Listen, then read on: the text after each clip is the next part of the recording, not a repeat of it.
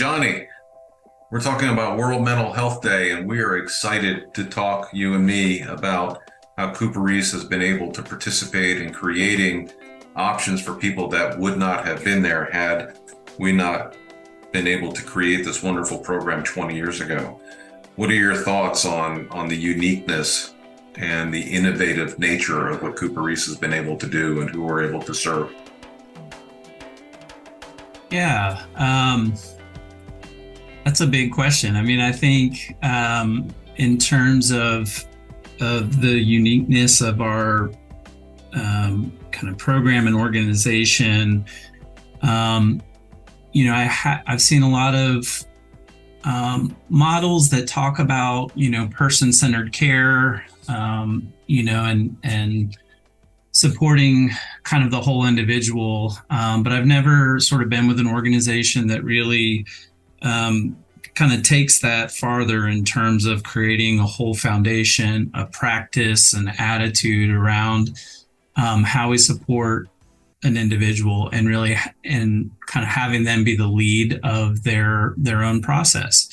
That coupled with the real focus on community. And I think a lot of times in mental health care, when people come into particularly residential treatment, the idea is they're in the building, there's community there, but that's not really, you're putting people together, but you got to do things that foster community and help people have a sense of their place and their role and being part of something bigger than themselves. And I think those are some of the things that really set CooperRiis apart. Yeah, I appreciate that and agree with that, of course. And when I pull the lens back a little bit and think about CooperRiis just in the spectrum of services that are out there, really support the notion that mental health is a basic human right. Mm-hmm. It's up there with food and shelter and access to quality health care. And I just think it's so important that, and what I really love about CooperRiis is that we approach serving people with people, not to people. And we approach it from non-categorical standpoint. We try to stay away, from labels. Sure, we have to use diagnoses as a part of what we do, but it's not what leads the conversation. What leads the conversation is how we can support people in their journey for recovery. I also like the fact that from an advocacy standpoint, that we're really careful and thoughtful about medications. Of course, we have to use medications because we work with some pretty serious situations that require it, but optimizing their use is certainly a focal point of what we do. And as a clinician, I know you've been a big part of that conversation for many. You've been with us for 15 years at this point. Mm-hmm. So you've been really one of the architects of developing models. Yeah, I think the medication piece is really critical in my mind. Medication, psychiatry, that sort of aspect of treatment is really important for a lot of individuals. And what we try to do is kind of look at where that fits and right size it a little bit, because medication just doesn't take care of everything for everybody. We'll have a lot of folks that come in, are admitted to CooperRiis and have the pretty substantial kind of cocktails of medication, where they'll be on numerous medications, and you start down this road of taking a medication and then taking another medication to mitigate the side effects of one medication, and sort of throwing different things at an individual. So we try to look at how we can really simplify people's regimen, really target, look at what we're targeting with the medication, and then looking at all the other ways we can support that individual. So, a lot of times there's education, there's kind of emotional development, there are coping skills, there's a lot of pieces that go in, even just nutrition and exercise, into supporting somebody's kind of overall wellness. that if we lean too heavily on the medication, we don't tend to see good outcomes longer term for individuals. So when you're really working at the whole person, the whole lifestyle, the different aspects of their kind of behavior and what emotional support they need, we find, that kind of foundation with targeted medication use is, sets people up better. I'm thinking a lot about access to quality mental health services as a basic human right. And I'm thinking back on the history of psychiatric services internationally, but certainly in this country. And it really wasn't that long ago that we had this 2-block system of providing care. People either got nothing or they got everything, and there was nothing in between. And certainly since the 80s, we've seen an evolution or a development of integrated systems of care where families and individuals needing services and programs were able to create opportunities for people that met them where they were. The whole concept of least restrictive environment, certainly in the world of education, transfers to the adult world of providing services.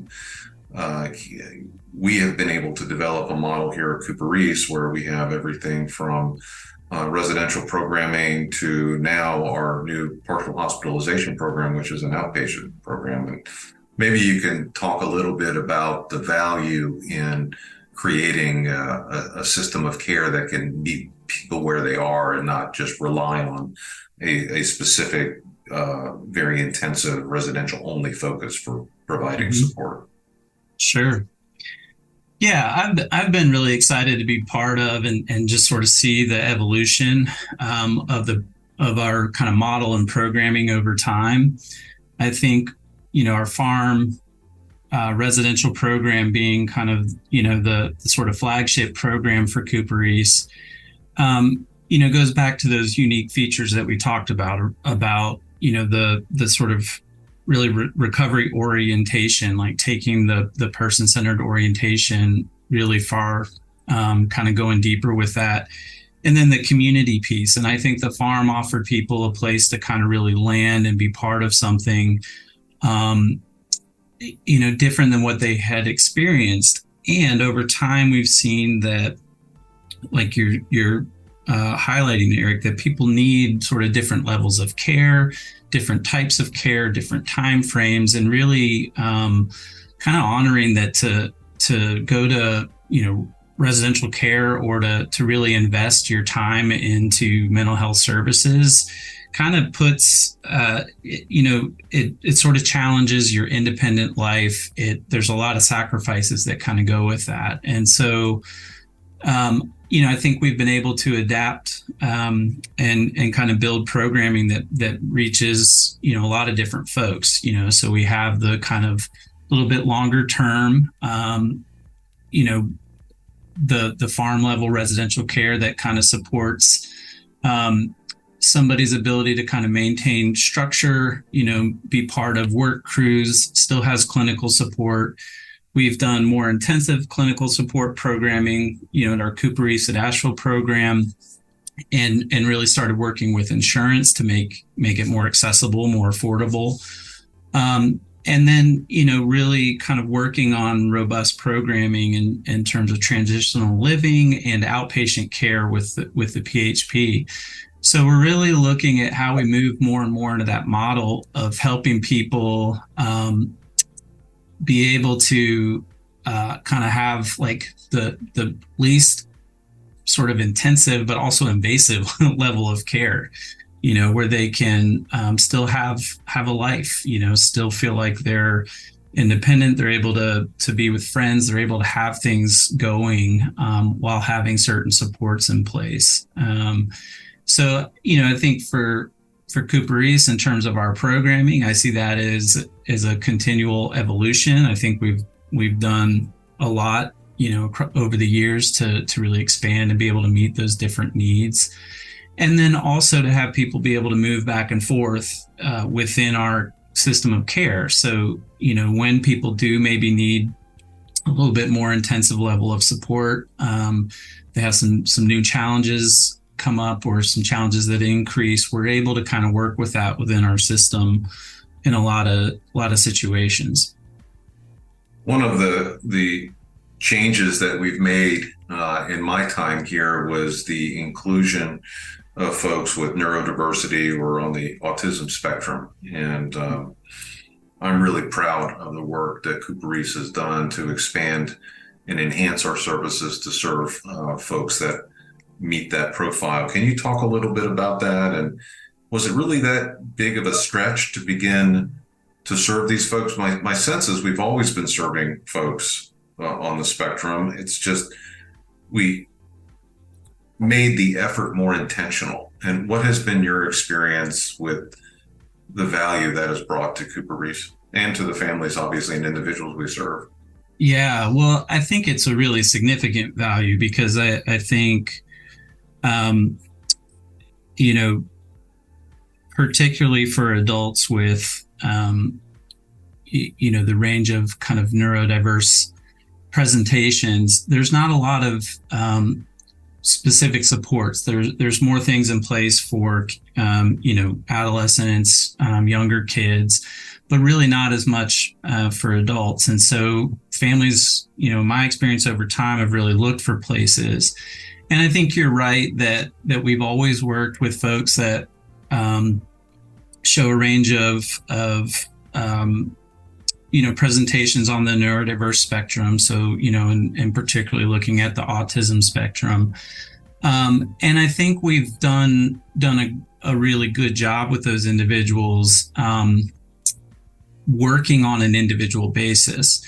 But I think with this emphasis that we've had in over the last couple of years and really becoming more sort of informed and enhancing some of our services around that, what I see is us doing better with it as a system. So it's integrated more and not just good clinical work, but now, really kind of helping all of our staff, have a better grasp of how to support individuals, so in our direct care roles or coaching staff, also looking at some of our environments and structure and things that may have been workable, but created some anxiety or some difficulty with some of the sensory processing types of things. And so to me, like the biggest shift is that instead of doing some good work with individuals, as a system, we've sort of integrated a little bit more infrastructure to support those folks. And that's, still a growth edge. We want to continue doing that, but I think we've made a lot of gains there.